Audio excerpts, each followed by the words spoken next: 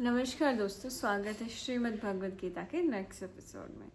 आज हम आगे की गीता पढ़ते हैं। तो उसमें क्या लिखा है? इंद्रिय विषयों का चिंतन करते हुए मनुष्य की उनमें आसक्ति उत्पन्न हो जाती है और ऐसी आसक्ति से काम उत्पन्न होता है और फिर काम से क्रोध प्रकट होता है। सबसे पहले क्या बोला है?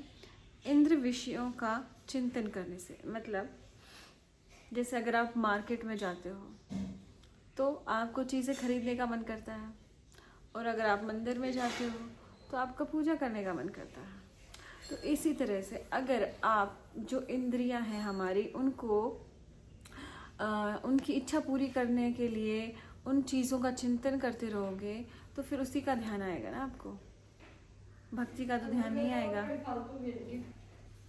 तो इस तरह से जो इंद्रियां हैं ना, उनकी इच्छा पूरी करने का जो चिंतन है, मुझे बंगला चाहिए, गाड़ी चाहिए, मैं आज मैच देखने चला जाऊं, आज मैं ये एक रेस्टोरेंट में खाना खाने चला जाऊं, ऐसा अगर आप चिंतन करोगे तो आपका उसी में फिर आसक्ति बढ़ती जाएगी, बढ़ती जाएगी, बढ़ती जाएगी, है ना। मतलब आप अपने चारों तरफ माहौल क्रिएट करोगे।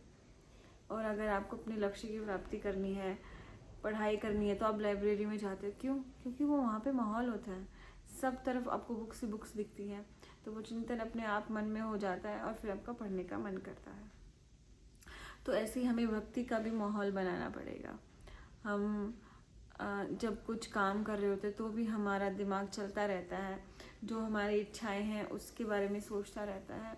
तो जब आप अपना काम नहीं कर रहे हैं या कोई ऐसा फिजिकल वर्क कर रहे हैं जिसमें आपको दिमाग की ज़्यादा ज़रूरत नहीं है, तो उस टाइम आप अपने भजन चला के रख सकते हैं, ताकि ईश्वर भक्ति का चिंतन आपके मन में आता रहे।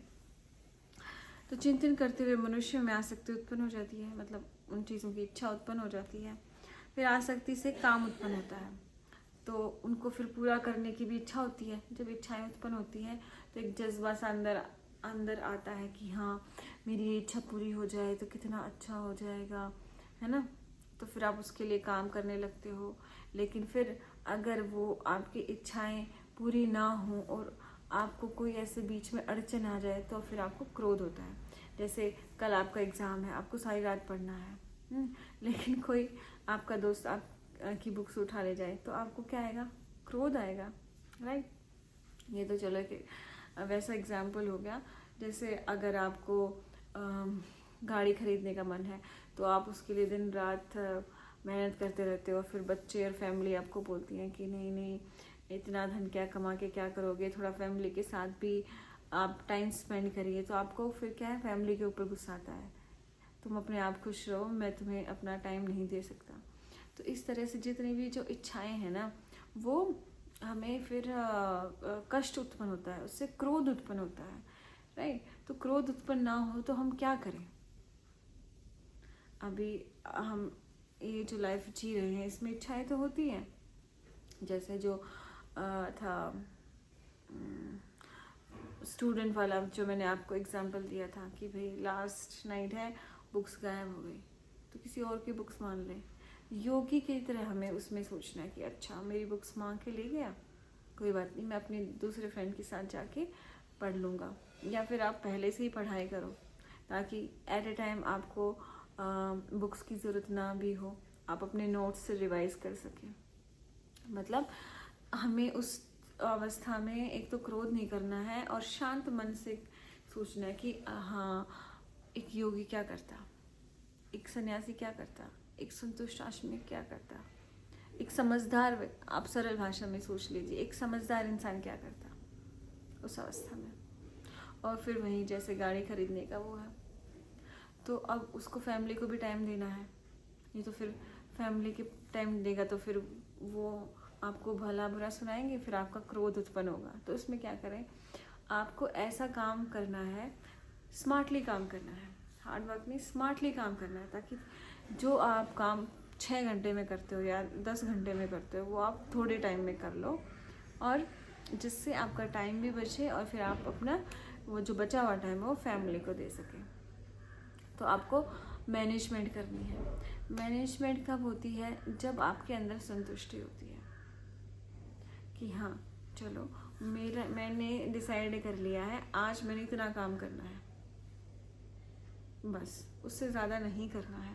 मुझे अपनी हेल्थ पे भी देना है, अपने फैमिली को भी टाइम देना है, अपने और चीज़ों को भी, अपनी डाइट को भी ध्यान देना है। किसी भी चीज़ को नज़रअंदाज नहीं करोगे तो वो जो इच्छा है ना काम करने की, वो क्या है, वो आपके अंदर क्रोध उत्पन्न नहीं करेगी, आपके अंदर एक संतुष्टि उत्पन्न करेगी कि हाँ, जो मैंने डिसाइड किया था वो मैंने कर लिया है, अब मुझे और चीज़ों के लिए भी टाइम चाहिए।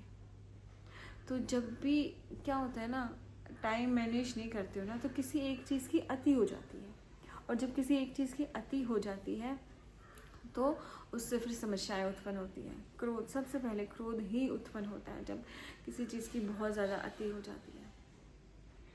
आजकल यही प्रॉब्लम है, सब लोग अति कर देते हैं, सबको मैनेज सारी चीज़ों को करना नहीं आता, क्योंकि सफलता चाहिए, अभी चाहिए, आज ही चाहिए, वो वेट करने को तैयार ही नहीं है। तो हमें उस चीज़ पे काबू करना पड़ेगा। कैसे काबू करेंगे? जब हम ऐसे लोगों के साथ रहेंगे जो अच्छे से टाइम मैनेज करते हैं, तो हम उनसे वही सीखेंगे, हमारी समझ उतनी उत्पन्न होगी, राइट। इसलिए सन्यासियों का संग करना चाहिए, उनके प्रवचन सुनने चाहिए, ताकि हमारे जीवन में ठहराव आ सके। चलिए नेक्स्ट पढ़ते हैं, उसमें पता चलेगा कि क्रोध से आगे फिर हमें क्या हानि होती है। क्रोध से पूर्ण मोह उत्पन्न होता है, और मोह से स्मरण शक्ति का विभ्रम हो जाता है। जब स्मरण शक्ति भ्रमित हो जाती है तो बुद्धि नष्ट हो जाती है, और बुद्धि नष्ट होने पर मनुष्य भवकूप में पुनः गिर जाता है। तो क्या किया, अभी जैसे आप को क्रोध करोगे ना, तो मोह उत्पन्न हो जाएगा। किसमें? अपने प्रति, अपने काम के प्रति, कि मुझे तो ये काम करना था, ये काम ही मेरा सब कुछ है, इसे तो मैं छोड़ ही नहीं सकता। कुछ लोग इसको अपनी बड़ाई भी मानते हैं कि हाँ देखो हम कितना काम करते हैं, पर एट व्हाट रिस्क आप ये काम कर रहे हो। तो वो मोह उत्पन्न हो गया कि नहीं, मेरा तो काम पूरा होना चाहिए, चोर भाड़ में जाए। फिर मोह से स्मरण शक्ति भ्रमित हो जाती है, मतलब फिर हमें याद नहीं रहता, क्रोध करते हमें याद नहीं रहता कि ये हमारे कौन, मम्मी लगती है, पापा लगता है, दोस्त लगते हैं, बेटे लगते हैं, हम सब भूल जाते हैं।